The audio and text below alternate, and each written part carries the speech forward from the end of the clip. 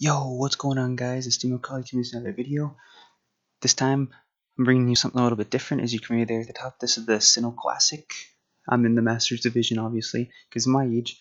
But so pretty much what this is, they've already done the Kanto, the Johto, and the Hoenn Classic, and each one is like specific to, for example, the Kanto Classic was only the original 151 Pokemon. Well, 150 because you couldn't use Mew or Mewtwo.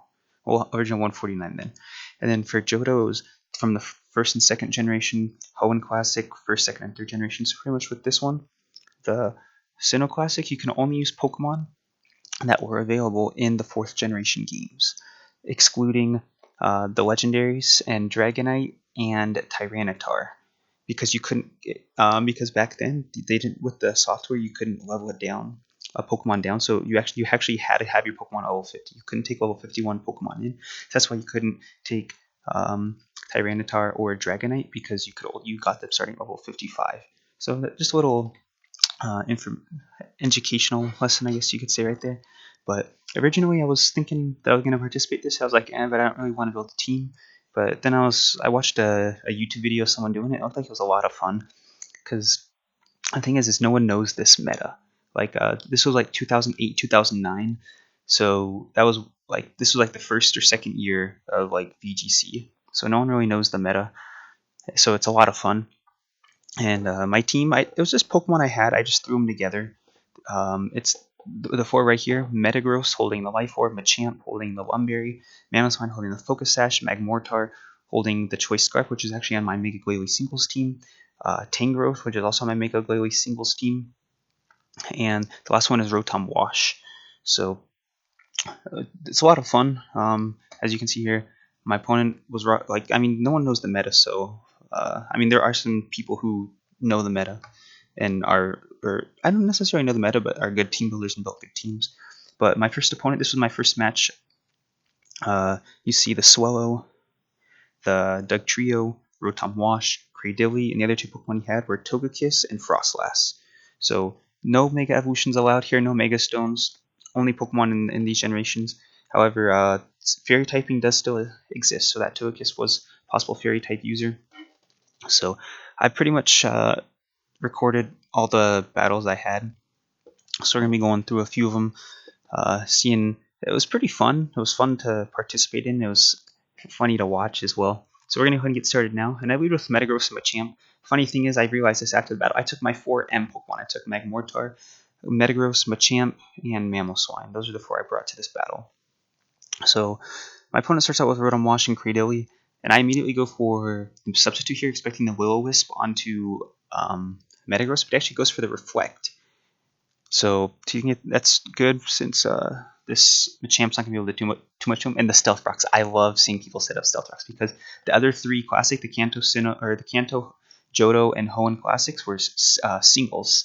So this is the first double battle one, so a lot of people don't really know good double battle strategies and stuff. So it's funny to see. You'll see quite a few people set up the Stealth Rocks. So it's quite funny to watch. And reflecting light screen are good tactics, but Machamp right here, one of my favorite VGC Pokemon, with the wide guard, with wide guard and with no guard, which makes it to where all of his attacks and all attacks affecting him will always hit. So you can just spam that dynamic punch, you get 100 power move plus stab, and then you always get the paralysis, the confusion. Plus, you got access to Wide Guard, and I love Wide Guard. If you guys watch my VGC 2016 series. So, right now we're in good position. I forced my opponent's Rotom out. You see the dynamic punch right there. If he didn't have Reflect Up, it would have knocked it out. And he brought in the Dugtrio. So, to me, that just means that he's... I believe this thing can run Earth Power, but for me, that just shows that he's going to go for an Earthquake. And when he switches out to Rotom, I'm like, yep, he's definitely going for an Earthquake. So I predicted it. I went for the Wide Guard. So pro play right there. I love Wide Guard. It's an incredible move. And I just go for the Meteor Mash, get that stab, and it's going to be... This thing has no defenses, so it's going to bring it down to a Sash. It's going to be an easy knockout in the future. Now that I think about it, I don't think I have any priority on this team. I can't make any adjustments. You walk in your battle box, and it's your Pokemon are stuck there until the end of the competition. So here I was actually predicting him to go for something else. Maybe, I don't know, but I thought he'd learn his lesson and not go for an Earthquake. So you guys just see right there how bulky Machamp is. And we're able to take out the Dugtrio nice and easy without Metagross taking any damage.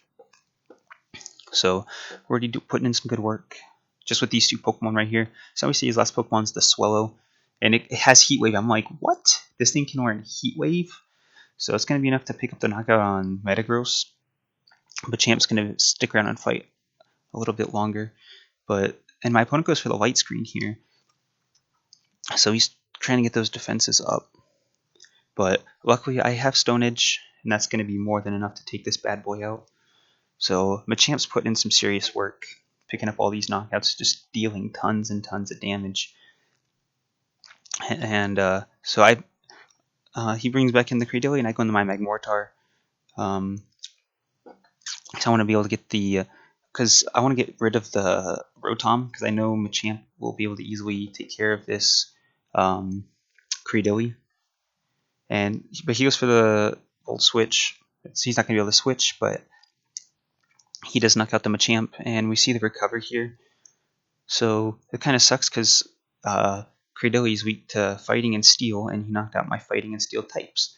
So now what I got left is my Mamoswine, which is going to get its Focus Sash popped. Or, it's not going to pop it. Well, I don't know. I don't know what you want to call it, but it's no longer going to be relevant since I'm not at full HP. But I'm able to take out the Rotom, and I go for the Icicle Crash, which also, thank goodness, happens to be super effective against this Cradily. And it's going to deal tons of damage. I'm not going to be able to pick up the knockout, but we do get the flinch, and that's going to be a forfeit for my opponent. So that was my first match right there. I found it kind of funny. I saw a few singles tactics there, like the Stealth Rocks. I guess it can help, because in some of these battles I did get switched, a lot of people switching in and out and stuff, so I guess it can be a legitimate tactic, but more against like teams with fire and flying types and stuff. So now on to the next battle. My opponent's team, also, I mean, all these teams are interesting because no one really knows what the meta is. We have Sceptile, Ampharos, Gengar, Scizor, Vaporeon, and Gardevoir. So he does have that fairy type right there, but Magmortar has good coverage here. He has Fire for Sceptile and Scizor, along with Thunderbolt for Vaporeon. Mamoswine's good here because he's got the Steel, or not Steel, he's got the Ground type and the Ice to deal with the Ampharos and the Sceptile. And Metagross for it'll be able to hit it'll be able to knock out the Gengar with a Zen Headbutt and the Gardevoir with a Meteor Mash. And I decided to bring Tangrowth here to deal with maybe the Vaporeon, because the only thing he can hit for super effective damage with is the Scizor, which is going to be physical, and I'm a physical wall, and the Gengar, which is going to go for poison type moves. So I feel pretty confident. I feel like I have a good matchup with the Pokemon I brought. Really good coverage. So we're going to go ahead and get this one started. And he starts out with two Pokemon that are weak to fire, which is fantastic. I mean, there's not much he can do here. He must have been expecting to outspeed. He might have been going for a U-turn. Was like, oh, I can outspeed my Mortar. But he definitely cannot. So that is going to be a dead Scizor. And he goes for the Earthquake here. I'm not expecting that to take out since it's not stab. And sure enough, you see Tangrowth takes no damage from that. And I get a knockoff. And we knock off the Bright Powder, so thank goodness we got that out of the way. But if you guys saw the 6v6 battle that I had against the OU team, where knockoff came in handy because I knocked off all those leftovers and stuff. Ever since then, I've loved leftovers. Or not leftovers, knockoff, to be able to get rid of those items. So we're going to be able to get another Flamethrower off on this Sceptile. Pick up an easy knockout. But he does get the Thunderbolt off on the Magmortar, which is going to knock out, which is fine. It's going to be a free switch in for me. Because now I can, I go for the knockoff too. I'm just going to keep on knocking off items. I don't care. If we get a crit there, crit doesn't matter. I'm just trying to knock out the items. I get paralyzed. I mean, I'm probably the slowest thing on the field anyways, but just the 25% chance of not being able to move. So you see the last Pokemon he has is Gengar. I bring my Mamoswine. I'm just going to go for an Earthquake because I know my Tangrowth is going to take nothing from the Earthquake. But he goes for the Confuse Ray, and I'm like, okay, that's fine. So if I can break through, it's pretty much going to be games, and I do. So I get the Earthquake off. Yep, not going to affect Gengar, obviously, but it's going to easily be able to knock out the Ampharos. And you see, even a Stab Earthquake from a Mamoswine does little damage to a Tangrowth. Tangrowth is just an absolute beast. So I also go for the knockoff, super effective. Not Stab, but look at, wow, my goodness. And we knock off his Pineapple Berry. I'm not sure why he was holding that, but he's going to stay and he's going to go for the Gleam, which is going to, it's not Stab, so it's not going to really do much damage. I just get the Icicle Crash off. So, I mean, as you can see, that was like a 4 or 5 turn battle. That one, some of these are incredibly fast. That was 4 turns, that's it. So, a lot of incredibly fast battles, which I don't really have a problem with. I mean, this is more like a fun competition to me. That's why I decided just to put like a random team. I built it in like 5 minutes with Pokemon I already had. So that was that one. I don't even know if my opponent didn't protect a single time. Neither of my 2 Pokemon knew protect. I didn't switch any of the moves for after all the battles I've done. I'd like to have protect on Tangrowth instead of Toxic, but I have Toxic, so it is what it is. My opponent didn't protect at all, so it didn't help. That helped me, I should say. He didn't even. I don't think he switched out at all either. So another really easy battle. So we're gonna move on to the next one against Kha'Zix, League of Legends reference for those of you who play. And this one was an interesting team as well, as were pretty much all the teams I played up against. But this one was Gliscor, Umbreon, Rampardos, Blissey, Wobbuffet, and Dusknoir. So a few, like here, I was like, okay, well, fighting moves aren't going to be that effective from a champ, but I'm going to be able to get a nice, I'd be able to get it off on Umbreon and Rampardos and Blissey. And then I'd have the Ice Punch for the Gliscor. So, and then the Tangrowth would be able to wall out most of his steam since he didn't have any fire or ice or flying. And then I could have Rotom there just in case for the Rampardos or to get burns. And then Metagross just for offensive pressure since it's such a flat out beast. So we're going to go ahead and get this battle started now. And I will say, I probably said a lot during this video, but I love this competition. It's been so much fun just to see all these things, like all, because no one knows what the meta is. You're just throwing out a whole bunch of fun Pokemon. And like I thought about it, a lot of the quote unquote meta Pokemon are ones that have been released in Generation 5 or 6, like Thundurus, Landorus, the dual primals, Mega Kangaskhan, Mega Salamence, a whole bunch of stuff. So we saw another Stealth Rocks. It kind of made me laugh. I'm like, as soon as I saw it, I'm like, yeah, this actually does kind of look like a singles team that one would make. But as you like, that's what I like about doubles is like there's a completely different meta from singles because you can't. Their stall Pokemon aren't really as effective because you can just double up on them and stuff like that. So Rampardos is going to go down, and I'm going to knock off Dusknoir's item, the Spell Tag. Not really going to do too much in this battle, so now he's going to send out his Gliscor. I'm like, oh, perfect. I was like, I don't know if he's going to protect here or not. And he was for the Earthquake. I was like, oh, okay, fine with me. It's going to do decent damage to Machamp, but I mean, it's Stab, and I take that little damage. So Machamp, absolute beast. This one's, it's a Brave Nature. This one was one that I got for a Trick Room team. So he's going to poison my Machamp, but luckily I carry that very, very nice and lovely Lumberry. I'm gonna get the. I was actually expecting a Protect from the Gliscor, but nope. Goodbye. That is gonna be a dead Gliscor from the 4 times Ice Punch. So we're already doing well. We've already knocked out 2 Pokemon. He's only done half damage to my Machamp. This Dusknoir's poisoned and almost gone. And we see the last Pokemon he has is Umbreon. I'm like, oh, this is fantastic. Absolutely fantastic. So here he goes for the payback. And the funny thing is, we all know how slow Umbreon is, but he still outspeeds both my Pokemon. So I just found that funny. I was like, he's probably expecting to be outsped, but Machamp is a slow, bulky Pokemon. So he sets up the Toxic. I mean, you see like The Gliscor is a known stall Pokemon with Poison Heal and Toxic, but easily taken down. This Dusknoir is easily taken down. So I was actually surprised here when I saw that Umbreon didn't go down, but then I said, okay, it's fine. He's confused, and even if he doesn't hit himself in confusion, he's got like this Dusknoir is gone from poison damage, so there's no way this Umbreon can 1v4 my team. Because in the back I got some faster Pokemon. So Machamp's also going to take some poison. He hasn't even dropped below half health yet. So my opponent's going to forfeit there. That's going to be another victory. So interesting team. I really looked like a more of a singles team, but with holding the spell tag, it might have just been like his in-game team. I mean, it was a really stally team. The only offense he had was Rampardos. He had Blissey, which is a stall Pokemon, Wobbuffet, which learns like no offensive moves, Dusknoir, Gliscor, and Umbreon. So a bunch of stalling Pokemon. But I ain't complaining. That's an easy victory for me. And I forgot to mention, the main reason why I wanted to do the Sinnoh Classic is to get Cynthia's Garchomp.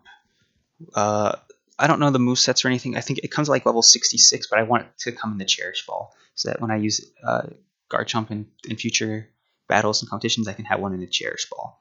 So, just like my shiny Metagross. So, it's Steven's Metagross. So, I'm going to go for one more battle. And this time my opponent is going to be rocking a team of Blaziken, Latios, Metagross, Hariyama, Gardevoir, and Absol. So here I said, okay, well this is probably a more powerful team. He has some powerful Pokemon. He got good coverage as well. I was looking to see, oh, well, he has a common something weakness, but he didn't really have a common weakness. I guess Dark or Ghost especially would have been nice. So I just decided to go for like the standard lineup I've been going with, Tango, to get those knockoffs and stuff. So I'm gonna go ahead and get started now. So, but I mentioned that because you have to do 3 battles in this to get the Garchomp.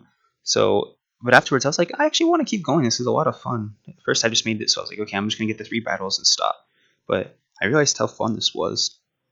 So this is a decent lead for me.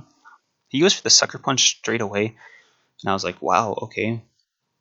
And this is what surprised me. This is a Jolly Mamoswine. It's not Scarfed, but I outsped a Blaziken. So, I mean, like I say, I don't know how, like, this isn't like a super competitive competition, but I was like, oh, okay, I just outsped a freaking Blaziken with a Mamoswine. I'm not complaining. So, we just picked up 2 knockouts right there. We took minimum damage. Only Tango took damage, and he's got the leftovers. So we see the last 2 Pokemon the last 2 Pokemon he has are Gardevoir and Metagross. So another Earthquake will do wonders. It's gonna knock out the Metagross, and it's gonna do a lot of damage to the Gardevoir.